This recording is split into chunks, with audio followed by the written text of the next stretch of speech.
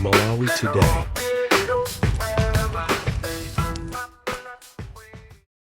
Good morning. Oh no, this is afternoon. I see soon afternoon. Yeah, so this is afternoon because it is soon afternoon. Yeah. Sukuma kwambira Malawi. Lero mpa 6 July. Tikondwere ndiponso ndi Republic Day yathu imene tinalandira ufulu Malawi muno pa 6 July. Ndi nthawinso imene Kamuzu anabwera kuchoka ku Ghana bwera muno Malawi 1958 pa 6 July. Ndiye pali madeti awiri. Deti imene Kamuzu anabwerera kuchoka ku Ghana kubwera muno Malawi inali pa 6 July 1958. Ndiponso 1961, 64 mmene tinalandira ufulu wathu mu first general elections and ufulu wathu wa independence unali pa 6 July so 1964. And so 1966 pa 6 July imene nabwera Republic of the country Republic of Malawi, where Dr. Banda was proclaimed president, executive state president of the Republic of Malawi, from being a prime minister under the leadership of Queen Elizabeth amene wangotisiya a year or so ago ku London. Chifukwa cha ndikunena ichi, chifukwa chakuti tikamati lero ndi Independence Day yathu tizitanthauza kukondana, kukhululukirana, tonse tione mtanda wa mwamuna Yesu kuti oru kapena ma prophets onse, great prophets that have been there before or lived before us, kuti pazikhala chikondano or chikondi pakati pa ife. Chifukwa cha ndikunenanso izi, Malawi muno tiona kuti MCP ikukhala ngati china chilichonse Malawi ndi chawo. Mmene ankaimbira nyimbo zija nthawi zija mati zonse za Kamuzu Banda, mapiri ata Kamuzu Banda, mitengo amati ya Kamuzu Banda, nyanja amati ya Kamuzu Banda. Mpaka ndikukumbukira panali siku lina amafuna kuti leki Malawi ikhale leki Kamuzu. Ndeno yena anachita kulesa kuti ya tisanene kuti leki Kamuzu Banda ikhale yomweyo leki Malawi. Nde anthu anakamba debate kwambiri, anthu ambiri sakuziwa koma izinapangika ndithu. Ndisiye pamenepo ndinene kuti Malawi muno mulibe chikondi. MCP ikunama kuti imamkonda Kamuzu pamene simkonda Kamuzu. Chifukwa ndi chani? 1. Nyumba ya Mudi Kamuzu anagula. Ndiponso 1995 kuti amange mpanda anamulesa boma la UDF kuti asamange mpanda chifukwa mati nyumba jaitenga. Kamuzu anasiya kumanga mpanda namangomanga chaku front kose kwanamanga. Amafuna kose kuja kukongole bwino ndanaisirira nkati osaimanga nyumba ija mpanda anamulanda. Chikoko Bay ndi nyumba ya Kamuzu. Chikoko Bay Kamuzu anagula kwa mzungu uja mwene wakanali wa nyumba ya Chikoko Bay kuja anagula nyumba ija koma kuti chakuti zonse zinali anda Kamuzu Banda. That's why anaika koma simbo ngata ku State House, ngati ndi State House koma inali nyumba ya Kamuzu. Mtunthama Kamuzu anagulanso. Chifukwa chache anamanga New State House kutali ndi Mtunthama chifukwa anagula nyumba ija amayamba kumanga bwino mose mkati mucha. Andi nthawi imene kuti awawina boma kuchoka ku State House anakachosa zimakatundu zonse ku State House. Ineyo napita ndanzanga anatitumiza kunoko tinakapakira zinthu zija mu masuitcase bwino kubwera nazo ku Mtunthama. Tikumvasa kuti ku Mtunthama amulanda nyumba ija Mtunthama. Ndeno tinapitaso anataya itimu twaibu itimu na mena na Minister of Lands chana anataya mbwerekete nakaora zoseja kuzikuika mmalo mwake zinapita ku Kasungu, zinali kuijene tinapitisa ku Mudi kumena nkakhala Dr. Banda. Sopano ndifuse ina MCP mwatenga boma mwambwezera kamuzu nyumba zake ezi, answer is no. Kodi mukuziwa kuchita anachita kulandidwa ambiri mwa iwo ndi ana angofuna kungoba ndirama koma sakuziwa kuti kamuzu analandidwa nyumba zonsezi. Ngakhale ngulu analambe inakakhala kuti ili kulilongwe anakalandaso oru kapena pafupi ndi Lilongwe kapena chakulumbazi kuja nakalanda kapena kudowa nakalanda koma analephera kulanda chifukwa kuti inali ku Kasungu ndanamusira Dr. Banda. Ndiye zimene ndikufuna ndinene pano ndisakuti kodi pa 6 July apa tikuziwa di history ya ziko lino kapena tungonena kuti 6 July bora inu mukukondwera ku Lilongwe iko, koma mkuziwa kuti kunapangika chani muno Malawi. Chipani chakuti Dr. Banda zera founder wa Malawi, father and founder of this country. Koma ndizoona kuti timati father and founder of this country ndizoona zimene unenas chifukwa MCP inayena kuona marecords onsewo nkumbwezera china chilichonse chimene Dr. Banda anamulanda panopo si uje ni nyumba zokhazo yayi anamulanda ma estates Chamwavi anamulanda general farming anamulanda so nyumba zambiri Blantyre koma chachikulu anamulanda press Dr. Banda anakongora ndrama zanakongora through ngati Adimaki ngati kapena za Malawi koma he was actually building the family empire koma zonse janabweza ndakhala nakongora zina ku World Bank through Adimaki koma zonse janabweza and company ine Dr. Banda koma chifukwa kuti wina ananama kuti yaipa kuti anali ndi share imozi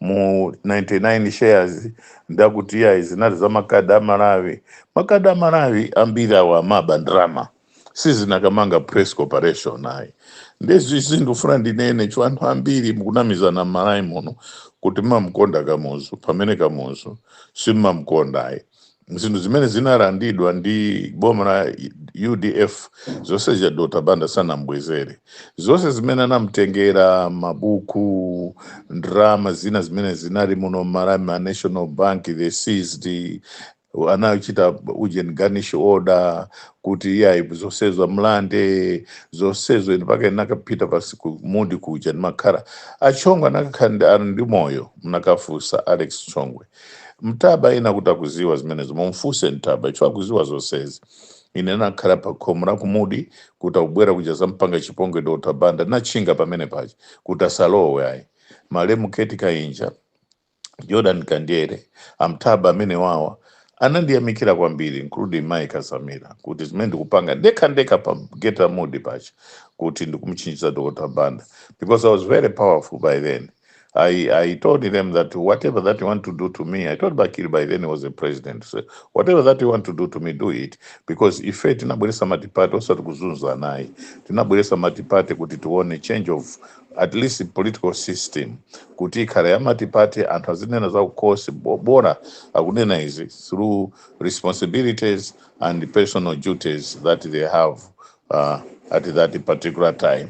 Ndeno tinapanga zimene zozo nthawi yaitali inenda kandi ndikumchinjiza Dr. Banda nthawi yaitali kwambiri koma zimene ndikudabwa nazo ndizakuti anthu zonse zijayiwala. It is the same MCP that ine ndi chakwamba tinaizusa muno Dr. Banda atandiuza ine kuti akazamira alipo Amtaba alipo chondi tafusana anthu amene wo dausiso alipo mumfuse zimene ndikunena pano sikuti ndikungonena kuti ndikondwerese Malawi kapena chani koma ntchito zimene ineyo ndapanga ineyo personally tinapita Malawi yonse yuno kudi ndicha kwamba resuscitating I should repeat this so that you all understand this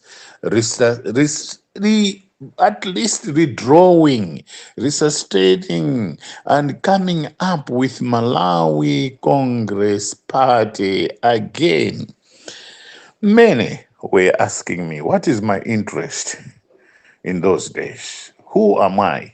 I said, I'm one of the few that brought in Mati Party, but not Mati Party kuti gwirana pa khosi kumanenana kumalandana zinthu chimpwirikiti ayi koma Mati Party yakuti aliyense azinena kuti Malawi ndi dziko lathu. Change of political system and governance m'Malawi muno ndimene ndimayankhira. Tinafuna kuphedwa kwa Makanjirako 1996, tinafuna kuphedwa kumene kuja ndi Chakwamba, leti Masauli, leti Chakwamba, ambiri tinali kumene kuja, sizinali bwino zinthu mpaka tinabwera kunali by elections. Tinafuna kuphedwa kwa Arambati uko Blantyre East uko kuna chimpwirikiti chambiri Land Rover na uje ni magalimoto osanatira pamene kukuswa kuchilazuro ine nangatenga nawo uje ni kombi VW kombi ya Dr. Banda nimene tinabwereka kuti amananibwerekesa kuti ndiziyendera Chakwamba natenga mpanadenga inakaswe inaochedwera ku ujeni inakaochera ku chilazuro. Timafuna kuphedwa aso ku chilazuro anati kuchita ndi mamyara afuna kutipa ndiponso pamenepo anthu tinapulumuka chifukwa chakuti maybe kumwamba sikunalole kuti ife ngatipe kuchilazuro kucha.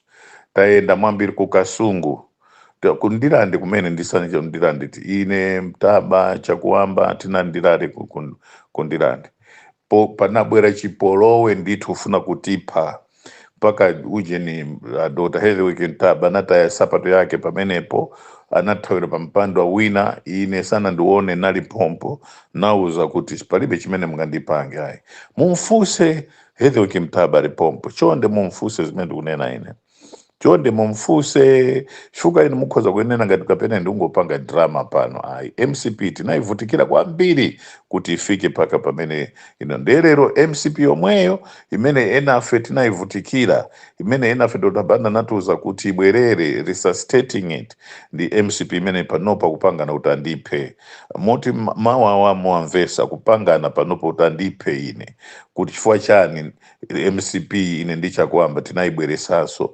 kumoyo pamene anthu sana ifune Malawi muno ndiye kuti Malawi chimene ndaona pa umoyo wonse wa munthu chinthu chimene umakhala ngati ufuna uchifere ndi chimene chizakuphadi zimene zikupanga MCP kose kumene ali akuganiza panopa kuti andiphe ineyo chifukwa chakuti ndikukuwuzani zoona. Mike Azamira pompo mwafuse I don't think kuti memory yawo yathawa ayi kukasiya chakakhala chaziya tachoka defect and cross the floor kupita ku UDF atawina pa chipani cha MCP. Dr. Banda akazamira amenewo anandichita approach ndi John Tembo kuti ndikathandize campaign kukasiya. Tinapanga campaign 1996 anati kumene kusapite Chakwamba kumene kundipite ineyo. Napanga campaign kumene kucha mpaka Gubani anawina by elections zimene yoyo and Chaka Chazia lost and Chaka Chazia came to me akamlepo nakulakwirani chani bwanji mwandichita undiruze my elections so anthu osamamvera za ino that is because you have left the party that elected you to parliament and joined a party that does not even like you. Ndeno ananena kuti ndakhumudwa kwambiri otakamlepo mwandipangira isi. Later on we reconciled and Chaka Chazia died. So no chifukwa chani ndikunena isi lero pa 6 July anthu ambiri saziwa history ya dziko lino anthu ambiri sakuziwa kuti ndi anthu ati amene anapanga zinthu zakuti Malawi ifike where it is. Si history yonse imene akukuwuzani yonama yokha history imene inu mukhala ngati mkuwere ngati ya Malawi ndi aunama yokha real history will tell you as time goes kuti what is there and what was there. 1999 ndikukumbuka bwino inali one of the presidential candidates tinali ndi breakfast prayers ku New State House kulilongwe. It was Chakwera, Reverend Chakwera, Pastor Apostle Mbewe Madaliso Mbewe amene anatikozera presidential breakfast ku New State House. Analalika mawu Ambewe Apostle Mbewe analikaso mawu achakwera kuti democracy ikhale yokhululukirana, democracy ikhale yopa Mulungu, democracy siufunika magazi. Achakwera analalika pa presidential breakfast 1999 kutalalikira ifeyo ine Ankhumbwe Bingwa Mtalika Dr. Bakiri Mlusi ndichakwamba tose tinali presidential breakfast prayers ku New State House. Ndereroro iwo nda president achakwera. Zose zijankalalika zija is opposite what he was telling us 1999. Akupanga exactly what he was trying to tell us not to do, that is what he is doing. Zimene zose zimene amatalalikira kuti izi si zabwino, zabwino ndi izi autenga zija amati si zabwino ndi zimene akufuna kuti paka pano andiphe ineyo chifukwa pa anthu onse amene tinalipo 1999 amene analalikira amene ali in active politics ndineyo ndili pano kamlepo kalowa. Ndino ndikudabwa kuti kodi zimene timapemphera m'machecho zimene timauza anthu kuti nzochoka pasi pa mitima yathu kapena tufuna tiwanamiza anthu. Kodi zimene timati tikupemphera m'machecho ndizoona tikupemphera m'machechi mzoona kapena tikunamiza anthu. Kuti machechi athu akamachula zina la Yehova akunena ndizoona kuti Yehova ndi amene anapanga dziko lapansi ndi dziko lakumwamba, dziko lakumwamba ndi dziko lapansi, nzoona zimene akutiuzazi chifukwa anthuwa ankalalika zinthu ife timati zabwino nthawi imeneja, zimene amati zoyipazo ndi zimene wakupanga pakali pano chifukwa chakuti akhala pa mipando ya upresident. Ineyo mene ndimauziwira sumakhala kuti iweyo uzizunza uzipha anthu uzikhala ndi magazi. Upresident ndotumikira anthu azikolo kuwatumikira bwinobwino pa zofunika zawo pa mavuto awo andi kutumikiranso zikolo in trying to be independent of any other country, sovereign from any other country that is so called a country, is so called government. Chifukwa chache government yonse ndi army ndi police. Police is to maintain law and order. Army is to defend that particular government sovereignty from outside invaders or enemies. That is what they are. Section 156 does it to the police, all the activities of the police. Section 153 and the like. Section 136, I think also, it also talks about the establishment of an institution called the Defense Force. Maybe I might have forgotten part of these things, but anyway, that's what the Constitution says. I'll come up with the proper sections in the near future. Now, what is it that I'm trying to say here? Lero pa 6 July, tiena kukondwera chikondwere chakuti tinalandira ufulu wathu kuchoka kuti kwa Asamunda. Asamunda analamulira zaka 70. Pa zaka 70 ife panopo tili zaka 61. Kwa sala zaka 9 kuti Asamunda analamula 70 ifeso talamula 70, making it 140 years. 140 years. Pa 140 years mukati muonesese mara muno ndi chibwana choka. Zipatala zonse zimene mkunena kuti zinabweresa ndikamuso ayi. Zipatala zinali Kolbe anabweresa zipatala, University of Malawi, Kolbe, Shire Kaichani rehabilitation, ma colleges, Bunda College of Agriculture, Kolbe College of Agriculture, military ya kuzomba Kolbe Barracks, anani Mr. Kolbe. Amene anabweresa zonse zija. Ma agricultural implements, zama fertilizers, zama tobacco plantation, all this. Anali ma banks awa, panali Bankless Banki, pamene anazaitenga National Banki, from Bankless Banki, kuti anaza chitaso plan kuti kukhale Agricultural Bank, which was Commercial Bank of Malawi. All those banks anapanga ndi Kolbe amene anapanga zonsezo. Stadium ija anali maplans ake, moti hotels, mahotelu muno Malawi paka Mount Sochi hotelu, kuna surrounds hotel imene inali Asamunda. All these things, Shire trading, ma companies awa, ma district hospital ya Kudetsa, ya Lilongwe, ya Bwaira ija, Lilongwe Bottom Hospital, kamuza nangobweresapo kamu Central Hospital. Mkasungu umu mose ma district mose amati maboma nthawi imeneja mainali maplan na Colby amene anabweresa zonse zicho. Koma ife atatenga kamuzu amati zonse zimene za Kamuzu Banda amapiri wonse a Kamuzu Banda ankaimba nyimbo zija kuti tiwale zina la Colby kuti ndamene anabweresa zinthu zambiri muno m'Malawi. Tsono ndanena zinthu ziwirizi ife ndikufuna kuti muziwe bwinobwino koda MCP ndizoona mmamkonda Kamuzu. Ngati mmamkonda Kamuzu bwanji munamulanda manyumba ake Chikokobe munalanda, Mudi munalanda, munalandaso Mchunthama imene Kamuzu atagula chifukwa imeneja inali State Lodge. Atagula Kamuzu anayitana kuti nyumba ija ndi Mchunthama chifukwa chakuti anagula nthawi imeneyoyo, that's why anati Mchunthama ngula yanalambe. Iyi inali State Lodge au Blantyre koma Kamuzu anati Mudi chifukwa chakuti anagula. Ku Chikokobe it was just nyumba yawo je ndi Kamuzu amene ananena kuti chifukwa kumeneyo ndi ku Chikokobe kujako kuli nyumba kucha ndi Chikokobe ku Monkey Bay kucha ndi chifukwa chache Kamuzu anati Chikokobe, koma zonse zija anamulanda Kamuzu. Koma panopo pali boma la MCP limene sili kufuna kumbwezera Kamuzu, ali ndi abale ake kuti atenge chuma chache chonse chimene chinalandidwa ndi boma la UDF. Zimenezi ndikufuna kuti nonse muziwe m'Malawi muno chifukwa mukuuzidwa history yonama, mukuuzidwa zinthu zonama. Ine ndimaganiza kuti MCP yatenga boma panopo iyamba kumbwezera Kamuzu chuma chache, koma tikuona ngati akumberaso Kamuzu chuma chache. Pali zambiri zimene zina nzikuuzani kusokoloko. Awa MCP sikuti anabwera kuti akonze zinthu m'Malawi muno, ayi, anabwera kuti azabe ndi kuononga boma.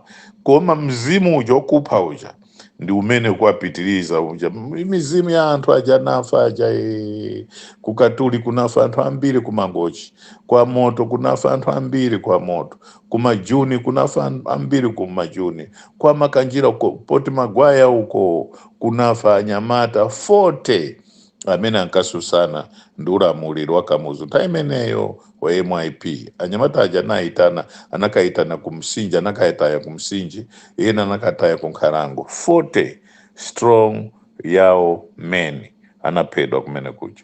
So nefununa chimizimu chija choyipa chija nchimene awakupitiriza.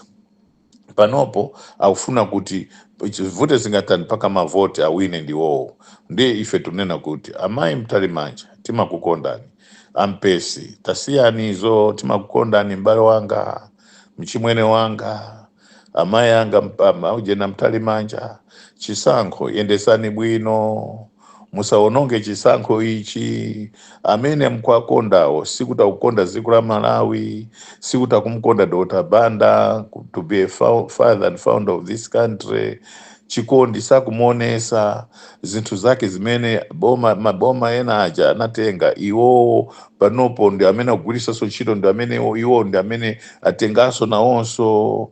Ngati ku Chikokobe si State Lodge, inali personal house ya Dr. Banda. Kumudi kufa kwa Dr. Banda mwamba kuika koma vice president pamene amaroweza nakana kuti sangakhale Kumudi fa nyumba ija inali Dr. Banda, anali ya rented ku Blantyre kuno. Kulilongwe Marowezi sanafuneso kukarowa nyumba ija ya ujeni zonse janathanira nthawi imeneyo abake anathana zonse New State House and Mtunthama. Ndeno ineyo zibezouzana kuti nyumba za State House ndi zitatu or 4 muno Malawi.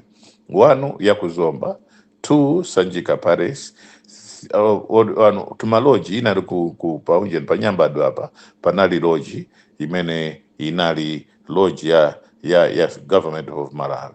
Then New State House ku Lilongwe. Then Mzuzu kunali ziwiri, ina ndija naphwanya Mara Army pa Operation Bwezani, ndija New State House ija ilipo ichi. Ndeno izi kukalonga kunali District State Lodge, ku Mlanje kuna District State Lodge. Izi ndi zimene zinali nyumba za state ya Malawi kuti zikhoza kuayika ma presidency kuti azigona. Mose munali makatundu state properties koma zonse zija zinabedwa mu chaka cha 1995 1996 kuyambira 1994 atatenga nzathuwa anaba chilichonse maroko marimu mazimbuzi zonse janaba mbale maforoko mipeni anaba makapeti zonse janaba makatani olembedwa State House zonse janaba iba zina zambiri zili manyumba mwawo paka pano mukati mupite manyumba amene aja mukapeza kuti zinthu zili toto matreza wachani zonse zijanaba iba de kunena kuti kodi tinasintha mati pate democracy kuti anthu abe state properties kuti kapena ma state properties should be protected for any future coming in leaders or presidents of this country koma zonse zija tinaba iba and tipite ku judiciary nthawi imeja kunali Richard Banda then kubwera ndani uyu wakudeza uyu then kubwera Tambara then kubwera Karaire kubwera Mteya kubwera wose wanali maujeni Amunlo kubwera mai ndani awa amene anali Malawi Electoral Commission ujeni Mai Msosa wosaja nali ma chief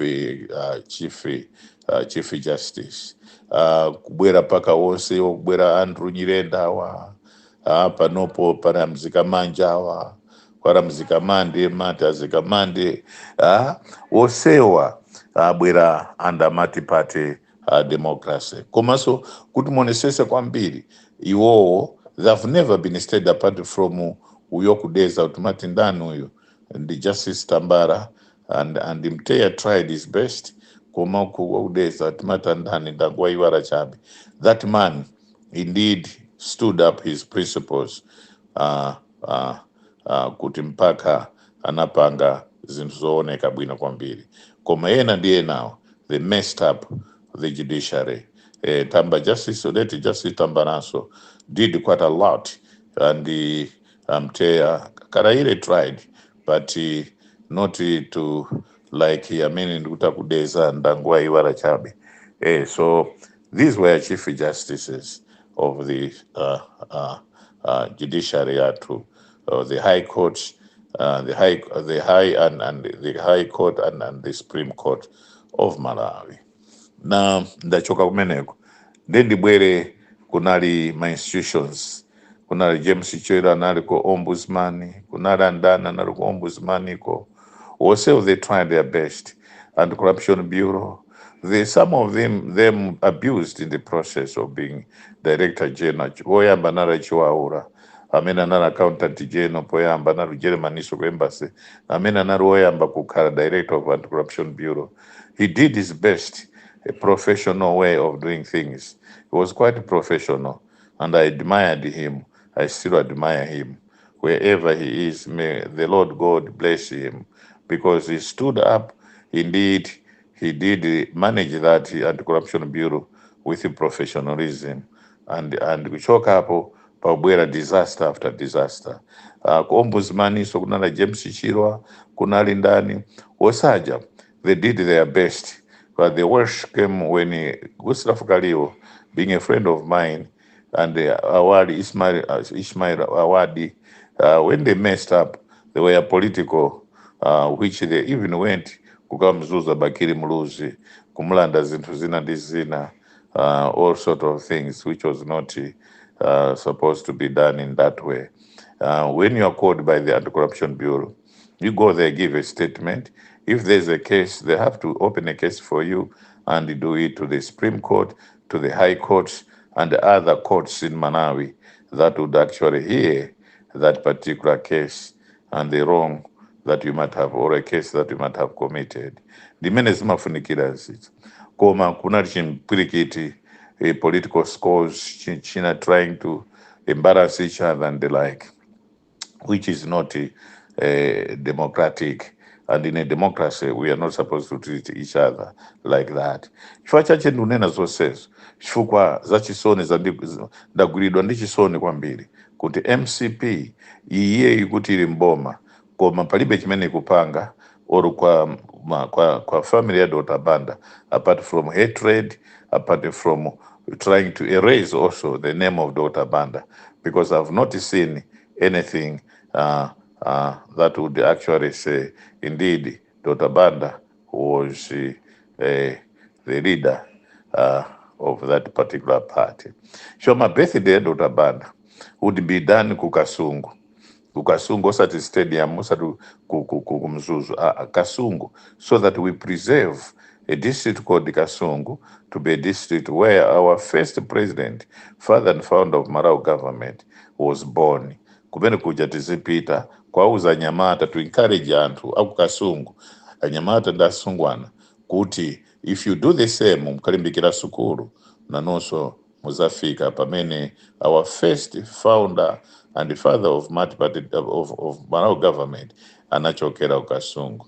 Kukhala kwa chilimbikiso amongst us kuti Kasungu produced one of the giants in the country. Koma zonse zija ayi ndithu tumangopanga zinthu zambwerera basi chimpwirikiti ndi chimfwirimbwiti. Koma chachisono kwambiri nchakuti makatundu amene analandidwa Dr. Banda Marau Congress Party safuna kuti ambwezere ayi. Pamene pagona Dr. Banda paja painakhala Heroes Acres, painakhala so other presidents ainaso to be ready to rest there. Why? Because that is more like our history. Kuti uyu Dr. Banda awa anali president kuchoka hapa uzafika hapa, uyu anali president kuchoka hapa uzafika, so kuti anathu kusogora zaziwa bwino bwino ndondomeko yakuti president uyu anali wakuti, president uyu anali, koma pali chimpwirikiti ndithu chimfwirimbwiti chija chakuti aliyese muno mara history akuti basi bora kuti pamapwevupwevu akudya akunene muone kuti athu asintatu anthu awa mmene analili simeneko, koma ena kukanika ngakhale kuti asambire sopo zikwakanika ndithu, koma kuyesesa kuti asambe mundumu koma zikukanika. Ndeno ine ndikukuzani history, ndizanena history yonse imene inalili muno Malawi kuti anthu muziyo. Koma MCP akupangana mpaka ndipe kuti mpaka kuti chifukwa chakuti ndikunena zoona, chifukwa chakuti ndikufuna kuti muno musakhale ndewu, musakhale nkhondo, chifukwa cholinga changa ndichakuti kumpoto, pakati, kuvuma, kumwera ndi kuzambwe tonse ndife amozi, tonse ndife Amalawi. Nkhondo takana ife ngakhale mukugula mavoti sitikufuna kutigawisa mtundu, ife tikufuna kuti tonse tikhala Amalawi mosiriza, chifukwa zina zanena zambiri ya ziko lino zakuti chonde Amalawi musagulise mavoti anu, chifukwa zulo ninamva nali chakumkorokosa uku kuzingwangwa kusochi uku amagula mavoti anthuwa abazambiri ndi asafuna kuti achoke mboma akugula kuti kuna achite reduce mavoti anthu kuti outnumber ya 3.4 region ndi imene atawinire ku Central Region. Koma iwala kuti ku Central Region ngati Lilongwe is a capital city, people from all corners of this country they are there, then there's no way that Lilongwe all of them can be for MCP. So to withdraw kuli mafamu mkasungu monse momo mchinji umo, even deza kula anthu ambiri pa deza boma pachi ena siochoka ku deza ndi sikutowosaja angavotere MCP. Ife tunena kuti mutisakhali chifukwa chakuti ndi wapa Central Region ndi chifukwa chakuti ndi wapa Central Region ukavotere MCP pamene ukuziwa kuti Malawi muno cost of living is so high kuti ugule bread sungaliti, kuti ugule sopo yosambira sungati, kuti ugule sugar sungati, kuti ugule sopo yosambira sungati, kuti ugule even mafuta ophikira sungati, koma kunena kuti yayi ine nzivotera chifukwa chakuti kuuzidwa kuti munthu uyu ndi wapa Central Region. Ife muno Malawi tisakhale kuti ndi wapa Central Region, tisakhale kuti ndi wakumpoto, tisakhale kuti uyu ndi wakumwera kapena wakuvuma mmene akunamizira anthu pakanopa kuti yayi ine ndiyima padekha osaziwa kuti wapasidwa ndalama zambiri zakuti achite disturb mavoti kuti akhale ngati mavoti akuno kumwera or ku Eastern Region akhala kuti iwo awachita half the win apita paja ine chifukwa makhuluku amatukwana anthu Iwe Chisiru kachani ine sindingakhale ngati awa pamene paso pa mtima uziwa kuti bosi wanga ndi uyu. Ndeno pauti mukuyesa ngati anthu wandizisiru, koma ndikuwuzeni anthu osizisira kuuzi wanu kuti pamaso panopo ndi pa zimene mukunena pakamwa apo sindi zimene mumapanga mu mtima mwanumo. Ndi anthu akumachinga chonde musamamvere boza limene wina akunena uko. Anthu akumangochi chonde musamamvere boza limene wina ufuna kuuzeni, koma pasi pa mtima akupanga zina zache opposite. Anthu akuzomba chonde musamamvere boza limene lolo, chifukwa inu sizisiru ya ndino anthu opangidwa mchifanizo cha Yehova. Ndiyasa utengeni ngati ino anthu ndinu zisiru ayi. Anthu akubaraka chonde tangomveserani mawu, mulandire dramas. Anthu ndionama, anthu aufuna kupusiseni, aufuna kuti akumuopa Peter Mutharika, kuti Peter Mutharika kuzokhala president, akuti iwo kuti athawire akulibe kothawira, ndakutenga drama zambiri kugura anthu, akutenga ma millions pano ma billions akugura anthu.